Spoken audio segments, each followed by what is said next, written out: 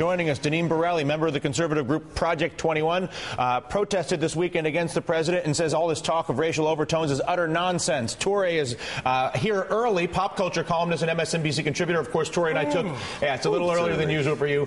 Remember, Torrey and I took the intuitive analysis test, the IAT test, to see whether we had an underlying preference for black or white people. We both do, so you should be warned. He has a moderate preference for black people. I have a moderate preference for white people. We're both working on getting to flat. I love everybody. I'm not working on getting until you take the test. He's not even working. I am. Yeah, you enjoy that. Jonathan Capehart, Karen Binney, also here. Deneen, I'm going to begin with you. You say this talk of race when it comes to the Obama protest is utter nonsense. How do you see it? I do see it as utter nonsense. First of all, the American people are outraged about the policies that are coming out of this current administration. What? Cap and tax. They're outraged cap and trade, about you mean? Cap and trade. I call it cap and tax. Okay. It's a tax on energy. It's but let's use their names. Even higher. I understand. We'll come back cap to the debate, but if we're going to talk about things, we have to take whatever. They get to choose the names. We get to choose the debate. But I don't want you picking names for things that don't exist. The spending, the budget, the deficit. So let's stop on that. So the banking thing, which is the biggest one, right? 14 trillion at the Fed, $7 trillion at the Treasury, $2 trillion at the FDIC, another few hundred billion that went into the banks themselves. Right. That was all created under George W. Bush last fall. I don't agree with that coming out under him either. I'm not standing up for either one of them. Okay, so I just want to be clear. I just want to make sure that we have these debates, that we're having a real conversation. Let me finish. Hold on. No, I'm not holding on. I'm not holding on. The policies are very important, but race has mattered for 400 years, and suddenly it just doesn't matter? Well, Obama was elected president not just by black votes. He got there on the votes of the American people. So are you telling me that all of a sudden the Americans are waking up and saying that, oh, he's black and I don't like him anymore? That makes no sense. It's about the policies, and it's about the fact that he is harming the American people with the policies he is putting forth. Deneen, look at me, because I'm the host. If you could just hold on 1 second, I'd appreciate it. I understand. He was being impolite. Well, I'll take care of him later. So policy is the banks, first off, which is Clinton, Bush, and Obama perpetuating those policies. Do you agree with me with that? They were all involved in it. But Obama has perpetuated. He didn't create the bailout, right? The bailout was done. He lit the match under. No, he did not. No. How did the president who was elected in November light the match under something that was? Let me finish, please. That was a law passed in 1999 and a policy that was instituted in September of 2008 when he wasn't the president. How was that? How did he light that match? As I said before, I didn't agree with the policies that were put forth under the Bush administration. So do you accept that the financial bailout policies, that Obama, if he's guilty of anything, it's the perpetuation of policies that were created under Bush and Clinton? Do you agree to that? Say it again. That Obama has done nothing more than perpetuate the policies that you may understandably, I object to them as well, by the way, that were created under Bush and Clinton. Yes, when it comes to finance, explicitly. Sure. But war this has nothing to do with race. But let me finish. So then you got the war also being perpetuated by Obama. He didn't create the war. He didn't create the war policies. You agree to that? Did he invade Iraq? Did he invade Afghanistan? Well, we can't just cut and run from these. I'm just asking you questions. So they were initiated under the previous administration. Did he create the bank bailout policy? Hey, Dylan, I think we're off topic. As the host, I get to actually do it. So we'll talk about it later, okay? Okay. And now, the one policy that he did do and has chosen is health care. That's correct. Right?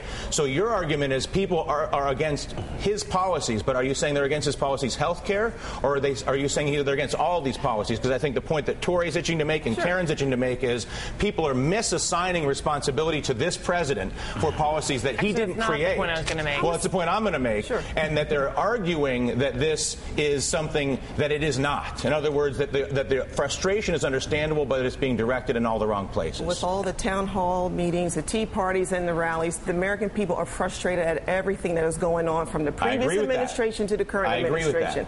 And these policies, as I say, are the problem. It has nothing to do with Barack Obama's race. Otherwise, he would not have ended up in the White House if it was about race. Now, Torrey, go ahead. Well, at that point, I think there are millions of Americans who enthusiastically embraced a black man or were proud to do that and embraced him as a man, not because he's black. There were millions of Americans who voted against him. And I think that 400 years race mattering and people feeling like white people should be in charge. But you're not answering her point. Her point is that there are meaningful policy changes in this country right now that were instituted under George Bush, laws that were created under Bill Clinton, Karen Binney, that have people very upset. Now, they may or may not have anything to do with the way they relate, may have something to do with race, but how do you separate the real frustration with policy, Karen, from real issues like race and all the rest of it? How do you create the separation? Here's the thing. I think this is is a total oversimplification of what's happening here, because what's happening in our country is very complex. We are in the midst of a major shift, both in our economics and ethnically.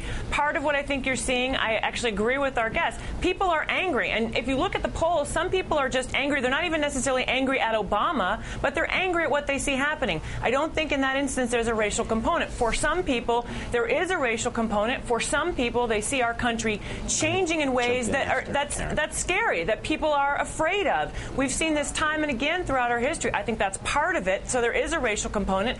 Part of it, though, is the same kind of smear tactics that we saw during the Clinton administration. Part of this is we have a Democratic president and a very strong right wing that has made it their mission to take the president down. So I don't think it's as simple to say it's just race or it's just the policies. Right. I think it's a number of factors. I completely agree with you, Karen. Jonathan, I've run my clock here.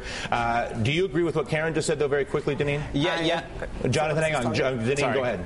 I agree. She stated the fact that it does have some relevance to do with the policies. I totally agree with that. I don't agree with the fact that it's all about race. My focus is on the policy and how they are affecting American people. Do you acknowledge that there are aspects of the political community who are provoked by the racial aspect and don't think to the level that you do? Who may think that way, and that is my job, to get the word out, to let people understand it's about the policies and not about the race. Why does that not satisfy you? And then I will wrap this up. And Jonathan, it's just far too simplistic. I mean, this is. So you think people aren't even thinking about policy? They just don't like black men. No, I think that there is some thought about the policy. I'm not going to insult the American people and say they don't care about health care. They're not afraid of the changes in health care that we're having. Or the bank bailout or any of this. Yeah, I mean, I think that there's a fear in what government is doing, and it's located and it's exponentialized because there's a black man and there's not a trust in the intellect and the ability and the capability of a black man to run the country at a time when the country is having a lot of problems. And if that was the case, he would not have been elected president of the United States. A lot of people voted for him. A lot of people didn't. It's very easy to play the race card to dissuade the people from their core issues.